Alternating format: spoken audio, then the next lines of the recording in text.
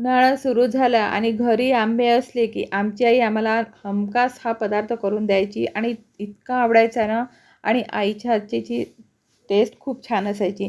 चला मी त्याच्यासारखाच बनवून दाखवणार आहे आणि ह्या वर्षभरसुद्धा टिकणार आहे. आणि त्याच्यासाठी मसाला कोणता करायचा ते सुद्धा मी तुम्हाला ह्या व्हिडिओमध्ये सांगणार आहे. आता काय करायची, इथे मी मोठ्या अशा 2 कैऱ्या घेतलेल्या आहे. ह्या कैऱ्या कशा जास्त आंबटसुद्धा नाही राहत आणि मिडियम असतात, त्यामुळे आपल्याला साखरसुद्धा कमी लागते. आणि त्याची आपल्याला साल काढून घ्यायची आहे. आता दोन्ही कैरीची मी साल काढून घेतलेली आहे आणि जी आपली मोठी किसणी असते ना, त्या किसणीने आपल्याला किसून घ्यायचं आहे. आता मस्त आपला किस झालेला आहे आणि किस झाल्यानंतर काय करायचं, आपल्याला मोजून घ्यायचं आहे. कोणत्याही तुम्ही एका वाटीने मोजून घ्यायचं, म्हणजे आपल्याला त्याप्रमाणे साखर किंवा गूळ घेता येईल. आता इथे 2 वाट्या हा किस होणार आहे आणि त्यामध्ये मी त्याच वाटीने आपल्याला साखर टाकायची आहे. आता 1 वाटी साखर टाकलेली आहे आणि नंतर आपल्याला अर्धी वाटी मी गूळ टाकलेला आहे. म्हणजे 1 वाटी साखर, अर्धी वाटी गूळ.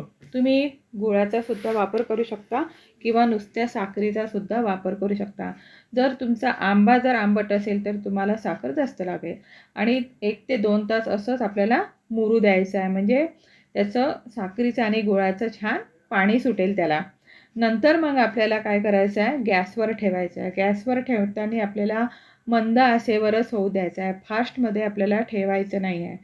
आणि त्याच्यासाठी मी तुम्हाला मस्त आता असा मसाला करून दाखवणार आहे. आपल्याला चटपटी करायचं आहे ना, त्याच्यासाठी 4 ते 5 लवंगा घ्यायच्या, 1 चमचाभर सोप घ्यायची आणि 1 चमचाभर आपल्याला जिरं घ्यायचं आहे. तिन्ही साहित्य आपल्याला काय करायचं, मंद आचेवर खमंग असं छान भाजून घ्यायचं आहे. जळू द्यायचं नाही, पण खमंग भाजायचं. आणि मसाला आपल्याला थंड होऊ द्यायचा आहे, नंतरच आपल्याला मिक्सरवर बारीक करायचं आहे.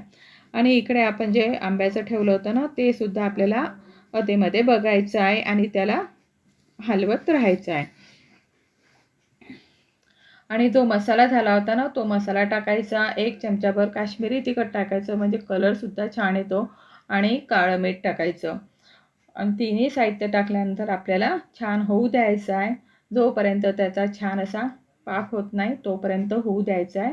सगळ्यात शेवटी आपल्याला विलायची टाकायची आहे. विलायची टाकल्यामुळे कसं आहे, ह्या पदार्थाला टेस्ट खूप छान येते, म्हणून सगळ्यात शेवटी आपल्याला विलायची टाकायची आहे. आणि आता आपला साखर आंबासुद्धा मस्त झालेला आहे बघा. असा तार सुटला की मग बंद करून टाकायचा. थंड झाल्यावर मग तो परत घट्ट येतो. आता काचेची भरणी घ्यायची, धुवून टाकायची, उन्हामध्ये वाळवायची आणि नंतर कोरडी करायची आणि त्याच्यामध्येच मग आपल्याला हा साखर आंबा भरायचा आहे. हा साखर आंबा वर्षभर टिकतो किंवा तुम्ही जस्ट 1 ते 2 महिन्यामध्ये सुद्धा तुम्ही करून खाऊ शकता. आजचा व्हिडिओ आवडला असेल तर लाईक करा, शेअर करा, सबस्क्राईब करा.